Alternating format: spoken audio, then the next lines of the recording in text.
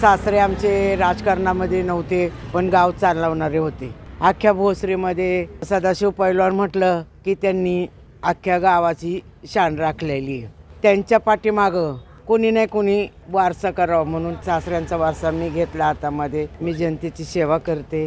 निवडून येऊन सुद्धा मी स्वतः जनतेमागं उभं राहून, स्वतः कामगारांच्या मागं उभं राहून मी कामकाज करून घेतले. माझं कामकाज पाहूनच जनतेने मला उभं केलेले.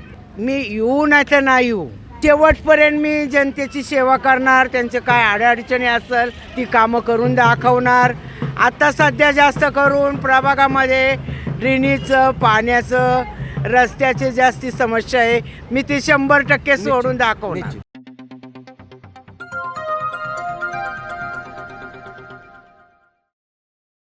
सम्राटदादा फुगे यांचा देखील खूप मोठ्या दांडगा संपर्क आहे खरं तर या प्रभागामध्ये. वर्षानुवर्ष या प्रभागातल्या तरुण वर्ग त्यांच्या बरोबर सोबत जोडला गेलेला आहे. तुमचा देखील दांडगा संपर्क आहे. कसं पाहता याकडे? सध्या आता निवडणुकीच्या रिंगणात आहे, तुम्ही काय सांगा? नमस्कार, मी भीमाताई पोपटराव फुगे. माझं राजकारण म्हणजे राजकारण आत्तापासूनच नाही. माझं राजकारण आमच्या माहेरापासून. ते आता सासरे आमचे राजकारणामध्ये नव्हते, पण गाव चालवणारे होते. अख्ख्या भोसरीमध्ये सदाशिव पैलवान म्हटलं की त्यांनी अख्ख्या गावाची शान राखलेली आहे. त्यांच्या पाठीमागं कोणी नाही कोणी वारसा करावा म्हणून त्या सासऱ्यांचा वारसा मी घेतला हातामध्ये.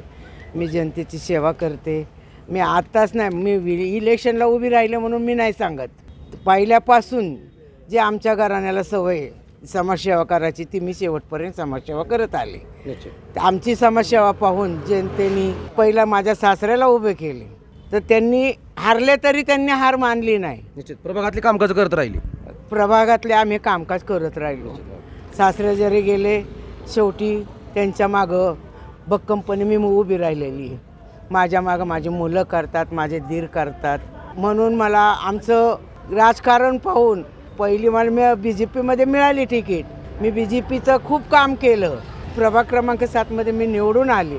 निवडून येऊन सुद्धा मी स्वतः जनतेमागं उभं राहून, स्वतः कामगारांच्या मागं उभं राहून कामकाज करून घेतले. त्याच पद्धतीनं प्रभाग क्रमांक 5मध्ये तुम्हाला जर परत पुन्हा संधी जर मिळाली तर इथल्या नागरिकांच्या तळागाळाशी जाऊन तुम्ही इथली कामकाज सोडवणार.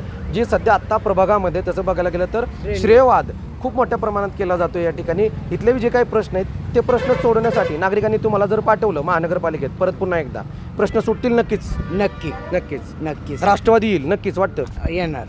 माझं कामकाज पाहूनच जनतेने मला उभं केलेले. नक्कीच मी असं करणार आहे, जरी मी येऊ नाही तर नाही येऊ, कामकाज करत राहणार. शेवटपर्यंत मी जनतेची सेवा करणार. त्यांचे काय अडचणी असेल ती कामं करून दाखवणार. आता सध्या जास्त करून प्रभागामध्ये ड्रेनेजचं, पाण्याचं, रस्त्याची जास्ती समस्या आहे. मी ती 100% सोडून दाखवणार.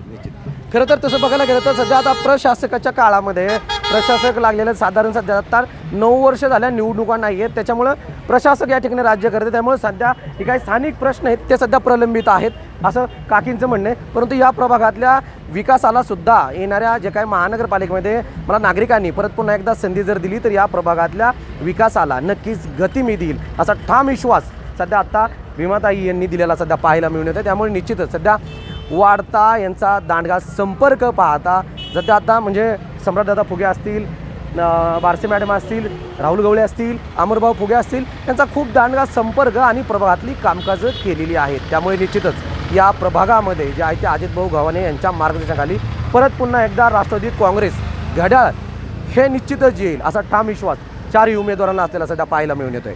अशाच नवीन अपडेट जाणून घेण्यासाठी नवमहाराष्ट्र नेटवर्कला अपडेट राहा. नवमहाराष्ट्र नेटवर्कसाठी विकास चौधरी, पिंपरी चिंचवड, भोसरी.